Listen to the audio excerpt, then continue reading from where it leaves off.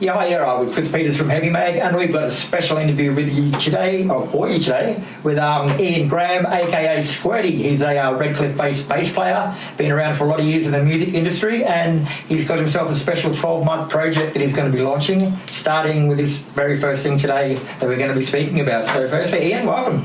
Thank you very much for having me. No worries at all, mate. So most people celebrate turning 50 by having dinner with the kids or checking into an old folks' home, but you've decided to revisit your musical career by putting together a compilation album featuring personally selected tracks from 4 of the bands you've been in over the years. First question is, why? Well, since about 2013, I've had it in my head that to celebrate my 50th, I wanted to trek around Nepal for a couple of weeks. So, this thing's been snowballing and been thinking about it and preparing. Then COVID hit and that sort of put a stop to it, just like it put a stop to a lot of people's plans. So that was a bit of a downer. And then it was just, I didn't even think about it. That was it. If I couldn't do what I wanted to do, that's it. Take my bad ball and go home. It's gone, yeah. So as a present to myself to try and lift my spirits a little bit, I decided to reflect over the years on what I've achieved and what I've done and who I've done it with, and come up with an idea to firstly put the compilation album together to showcase my career as a musician over the last 25 years. And then next year I've got a whole plan of releases showcasing my solo career. Right. And we'll talk more about the solo career ones later on, because today we're just sort of focusing on the compilation album. But would you say you're doing it more as a present to yourself or to others in your declining years? You didn't even pick up on declining years, bit, mate. You didn't say anything about that. Well, everyone's years are declining, mate. True. Yeah, a bit from column A, a bit from column B. So, firstly, it was for me because it gave me a chance to look back and listen to what I've done, and there's a lot of diverse music in there, and it was good just going back and revisiting. It brought back a lot of memories, and so it was good for me because I needed that, because the whole trekking around Nepal thing was, just not a rediscovery of myself, but just something that I just felt I needed to do on my own. Have a bit of a clear vision and hopefully come back with some direction on what to do for the rest of my life, because so far my life's just been, let's do this for a little while, let's do that for a little while, let's do this for a little while, but probably getting to that age where I should start thinking about settling down in the future, Please don't say that, please. Consider it done. And then as I was reflecting, and it did make me feel good again about, not being able to trek around, and I was starting to feel good about the album. The more I thought about it, the more I wanted to put everything into it and get it done. And then, like any original music musician, if you can reach out to one person, it's job done. So if there's another person out there that's in the same boat as me, and they want to reflect on their years and they want to share all those years, with the world, and hopefully this will spark a bit of a trend, and good idea. Other people might want to do it. And if they don't, fuck them, they can just listen to what you've done. Or not. So the album's going to be called My Band Years. So what years does that period cover, and what 4 bands have you chosen to use? Okay, so, and these is very rough years. So around 1996, I think it was. Well, actually, a bit before then. When I was living in Sydney, I lived with a guitarist, and he had his own little home studio. So he'd record riffs, and he'd throw me a bass, and come on, you can play the bass. So that's pretty much how I picked it up, and I didn't want to learn it or anything. He just threw it in my hands, and off I went. Yeah. So it was a bit of a blessing, really, because I love it. It's great. Worked in production. I was a lighting guy for a few bands down in Sydney. I worked in a production company, so I was always around the music. Always loved it. But then I moved back to Queensland around, I think it was 1995. I moved back to Queensland and continued to play the bass, and I was in and out of a couple of covers bands, and it was a bit of fun honing your skills, so to speak. But out of those covers bands, you get to meet people that want to write music. So we got together and started forming original bands. Now, those early days, the bands didn't last. People came and went and things changed. But the first original band where a group of guys got together, loved the music they were writing and looked forward to going to practice every week was Mr Steenki. So we formed around 96, and from memory I think we had about a 3-year lifespan. There was only one lineup change in that time. So the original singer, we'd done a couple of demo tapes, and for you little kids at home, tapes of the little square things with film on it. So we'd done a couple of demos with him, and he didn't quite work out.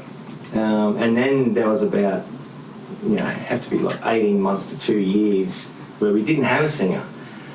We just wrote and recorded, and then a mate of ours, he stepped up to the plate. He'd never sung in a band before, but he'd always come to practice and have a listen, and so we knew the music. So into the studio we went, but great melodies, great words, but from a vocal point of view, he just wasn't quite a singer. And then shortly after that, the band just sort of split. It was the drummer quit, and at that point he was probably the driving force behind the band, so it all sort of fell apart after that, which was a shame. But so that was Mr Steenki, and that's one of the reasons why I picked that particular band. Was that your first actual band? Look, the music we wrote, you're talking about 1996. The rule book was thrown out the window. There was no verse, chorus, double verse, bridge, chorus, and no formula, no nothing. We wrote what we wanted to do, and these songs had so many chops and changes, timing changes, riff changes, feel changes. It was the song was a mathematical equation. Right. It was all numbers. You do this for 2 times, and then that for 3 times, and then let's do this for 4, and then another 4, but a different feel. So. And we're talking like 96 before it actually became popular. Like these days, there's a dozen bands like that, but back then there wasn't really much that going around, was there? Hardly any. So, we loved Korn and all those hardcore metal bands back in the 90s. We had the 5-string basses, 7-string guitars tuned to A. And that was the other problem, finding a studio or an engineer that could capture that low end without it sounding muddy and distorted. But you can back then would have been harder. Nowadays it's quite easy. Things have developed quite well, but back then it was pretty hard. And plus, the funds. The typical musician's curse, the funds. That's it, mate. Well, while we're on Mr Steenki, then we'll talk about that. So on the actual compilation album, you've got 3 songs from all of your 4 bands. So did you choose the most popular songs by those bands, or did you choose your personal favourites? I chose the ones that I like and the ones that I want to present to everyone and to try and depict on who these bands are and what they are. But my personal favourites. Yeah. You mentioned before that you had a bit of a stop-start career with them, like you got rid of one workless, 18-month break, pulled another one in. How difficult was that at the time, like sort of stopping when you had your invention going and then getting up again? Oh, it wasn't really a break from the band. It was just a break from our momentum of gigs and stuff. So the band still got together every week and wrote and you know, played all our stuff. So that didn't stop, but you know, being a muso, gigging's everything. You know, the stage is what you rehearse for, you know. But at that point in time, the guitarist Timmy and myself were in another band, and that band was gigging a lot. Right. So we got our fill at the end of the week. Yeah. So we were fine with it, but but the other guys were getting a bit itchy, and you know, like I said, especially the drummer, because you know, he's a very good drummer. So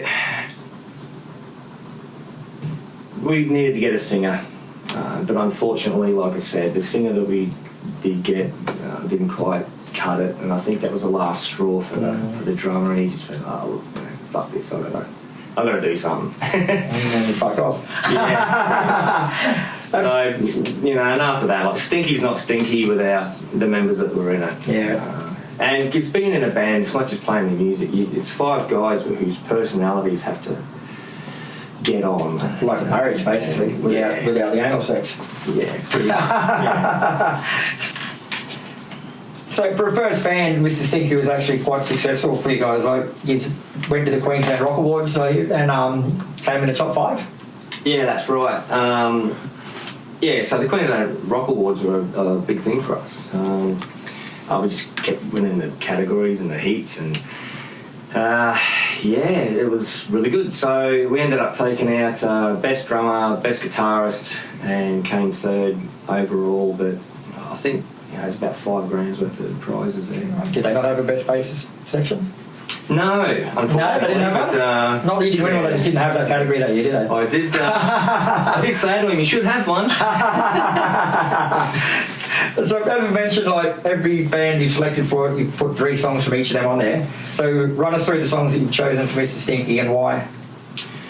Okay, I think I've picked Chord, Toy, and what's the third one? Chord, Toy. You got it written there? Yes, Consult the Oracle. Jesus, I can't even read my writing. Chord, Toy, and Jungle. Oh, Jungle. Yeah, okay. So Jungle's on there because that was one of my first riffs that I brought to the band. So, so there's a couple of riffs in there that are mine. That's the reason why that's on there. But that's pretty lame, mate. There's got to be a better story than that. I actually wrote it on guitar. I think it's the first riff I've ever written on guitar, and that was when I discovered I'm better at writing riffs on guitar than I am on bass. Okay, how's that work? Like writing riffs for your bass playing? Or? No, not from the bass. I hear something in the head, and that's it. I picked up the guitar, and it came out better on the guitar than what it would on the bass. Yeah. So most of my writing now is riffs that I've written on guitar. And I can't even play guitar, so that's just you when you play bass. Yeah. But Chords in there because it's quite a choppy song, and it shows, you know, good diverse between the two guitars and how we used to work as a 2-guitar band. Yep. Very rarely did the 2 guitars play the same thing. You know, they were always complementing each other. And in the style of music that we were doing, that didn't really happen very often. And plus, you know, that song you'll probably hear the Korn influence with the second guitar that's going on. So that's Chord. Toy.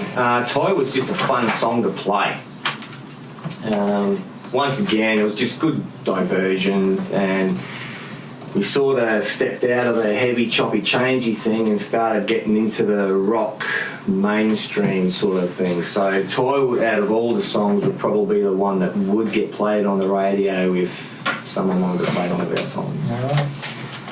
So it sounds like Mr Steenki were actually a bit ahead of their time musically then.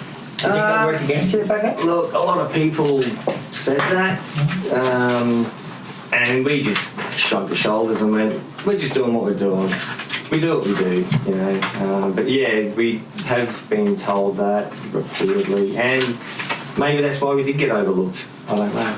Alright. But it's the sort of band that you could release now and it'll still be Timeless music. timeless. Yeah.